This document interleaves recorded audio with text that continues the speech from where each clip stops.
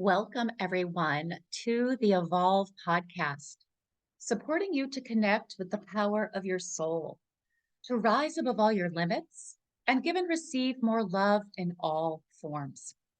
I am your host, Tanya Penny. I'm an occupational therapist, an illness and trauma guide, spiritual alchemist, and author of the Connect with the Divine You book and journals. And in this episode, I want to talk about healing our abandonment wounds. And when I say abandonment wounds, I mean the wounds of abandonment that we had with other people, usually in childhood, and now how we are also, because of this, abandoning ourselves. So we have all experienced abandonment, whether we remember it or not. And the severity or the impact on your life depends on the degree or the amount, quantity, quality of the abandonment that you experienced. And again, this often happens for most of us as children. Pretty much every child has some kind of an abandonment wound. Again, some of us, they're pretty big, and some of us are not so much. So let's go ahead and dive in. So these wounds, these abandonment wounds, I call them, were created when you were abandoned by one or maybe both parents. And I'm going to go through examples of how we were abandoned, or we could have been abandoned by other primary caregivers as well as children. And so that might be babysitters, it might be um, other family that was taking care of you, it might be teachers. So anybody who you might consider a primary caregiver, but definitely our parents, and for some of us, our siblings as well, were often put in the position of taking care of us. So I just want to run through the different ways that you, me, we might have been abandoned. And again, this is not all inclusive. There's probably going to be some things I've missed, but these are the main ways that you might have been abandoned. So if a parent or a caregiver that was supposed to be taking care of you physically wasn't there. So this might be you were put out for adoption. It could mean that your parents perhaps separated or divorced, and so one parent moved out and you didn't get to see that parent as much, obviously, as when they lived there. You could have a parent that had an illness, and because of that illness, they weren't able to fully be there for you. Perhaps one of your parents or primary caregivers passed away, right? They actually died and left the planet. Perhaps you had a parent that worked a lot. And so that might be for some of us an abandonment wound. Maybe they left for weeks at a time. Or maybe they just really weren't around, maybe an hour a day before you went to bed.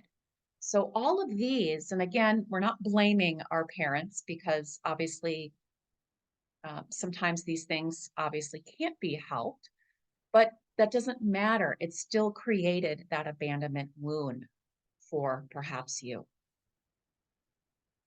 So number two, perhaps you didn't receive the emotional/mental support that you needed.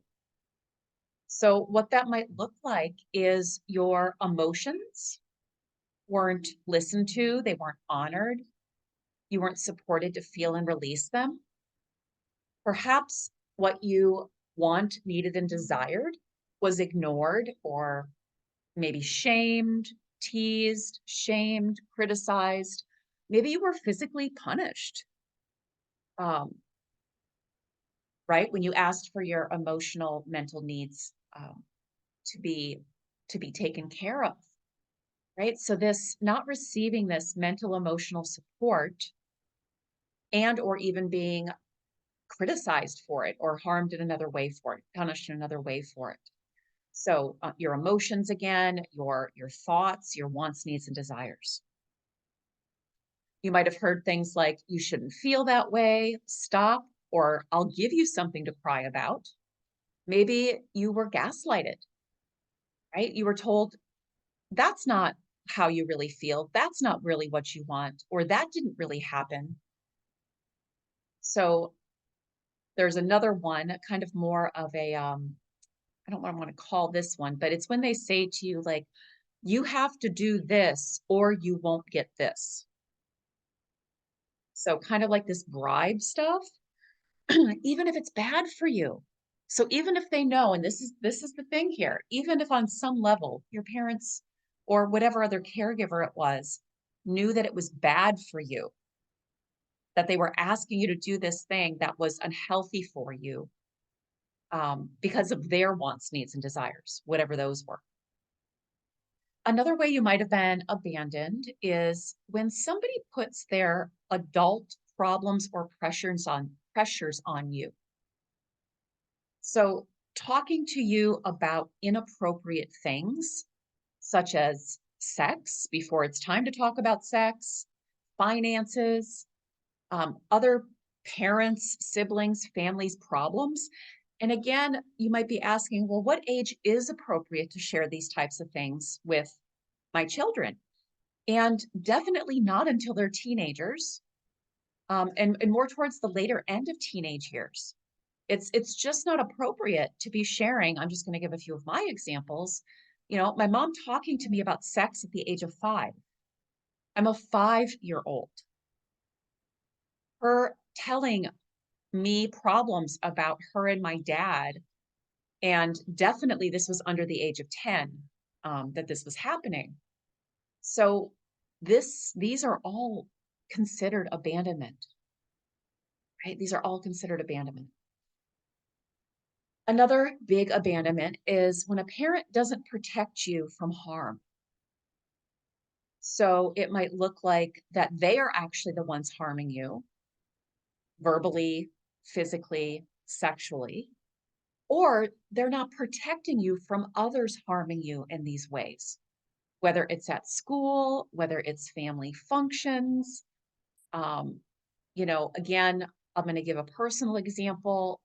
Not only did my mother harm me verbally and physically, but she also allowed my father to harm me sexually and verbally. And I do remember her trying to stand up for me once in a while verbally when he did so, but yeah, the sexual piece. So parents or primary caregivers again, not protecting you from harm and or being the one that are actually causing it. Um, yeah.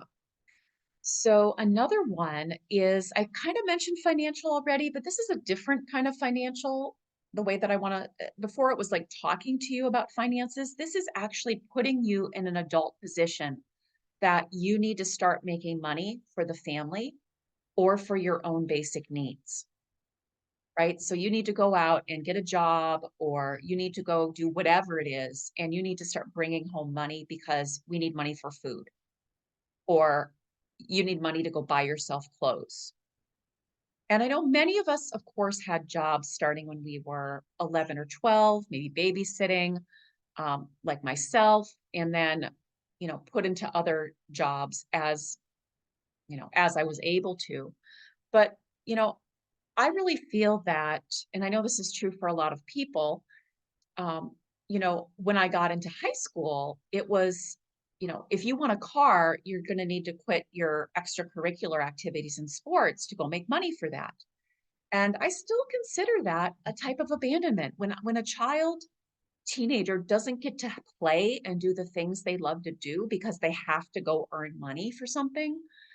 That that feels to me like abandonment, um, of a parent's responsibility.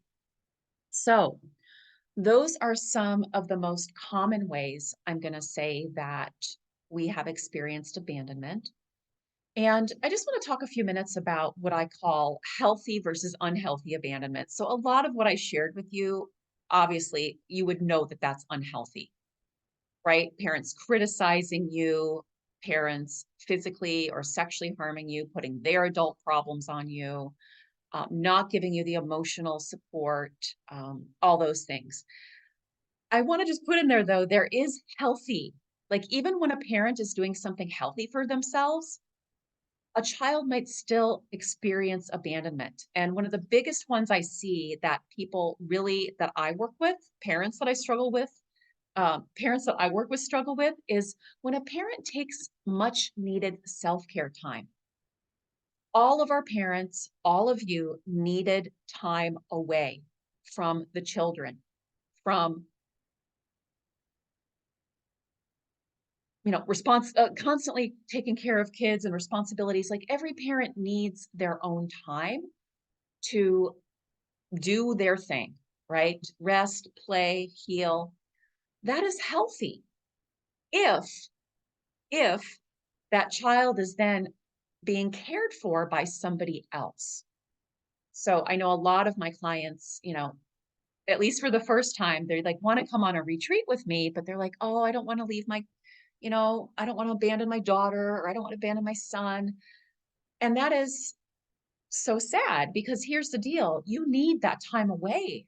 You need that time away. And you're not going to leave that child without hopefully healthy caregivers, right? Healthy caregivers. So I just wanted to throw that in there because I already know I have worked with a lot of people that are like, oh no, I don't want to abandon my child by, taking time for myself or, going back to work. And those are all, yes, it might still cause abandonment wounds, but I'm going to call those healthy abandonment wounds. Oftentimes, as a parent, you're going to need time away from the kids. You're going to want to go back to work, and that's okay. That's part of your soul's desire. So I just wanted to throw that out there. So again, because of these past wounds as a child, many of us started abandoning ourselves because we were forced to as a child. And now we are continuing to do so today. And that is for two reasons. One, because we were afraid of being abandoned again by others as a child, we took on what I call these 3P patterns, specifically people pleasing, pretending to be superhuman, and then I would say to a lesser degree, the perfection comes in because of this. But yeah, I mean, we abandon ourselves when we criticize ourselves. So that's the perfectionist. So we started to do these patterns in a very unhealthy, unbalanced way because we were afraid of being abandoned again by others. And now they're causing us to abandon ourselves. Now, because we didn't get what we needed as a child, number two, we also have this often unconscious belief that we don't deserve fill in the blank.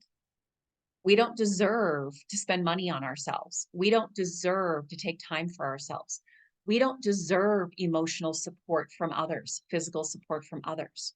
So again, this I don't deserve it. I don't deserve to have support, which is the opposite of abandonment in all the ways that I mentioned. Most of us are holding on some deeper level. Okay, so how do we heal? Now that we're aware of these wounds, we acknowledge them. That's really step number one, right? So, how do we heal these abandonment wounds? Number one, we need to acknowledge them, right? We need to look back at the past. I always say we look back, but we don't stare and acknowledge what these abandonment wounds are. Where do they come from? And be really honest with ourselves. And again, knowing, many of our parents are already passed or whatever, and we're not blaming them because they probably dealt with it too. But we need to honor what happened. We need to acknowledge it, accept it honestly. Number two, acknowledging now, again, with compassion and curiosity, where are you abandoning yourself now in your relationships? With yourself and in relationships with others. Where are you abandoning yourself now? Many of us have put our needs, wants, and desires last, whether it's taking time, spending money, um, receiving emotional support, doing it all by ourselves, right? So, where are you abandoning yourself now and how?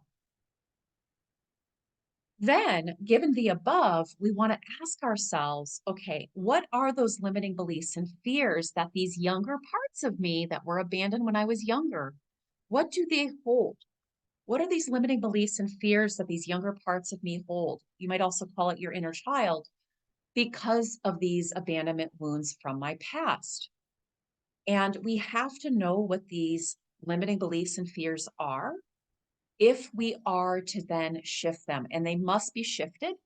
Otherwise, we're going to continue to let these limiting beliefs and fears drive all of our actions or lack of today. So once we know what those limiting beliefs and fears are, and that can take some time, again, we look at the past, we look at our current situation, then we become what I call being that divine parent to yourself and your younger parts. We need to learn and practice being this divine parent to all of our parts, including all of our younger parts, our inner children. And there's two ways that we practice this. One is what I call the internal inspired actions, where we look at shifting those limiting beliefs and fears, activating what is true now.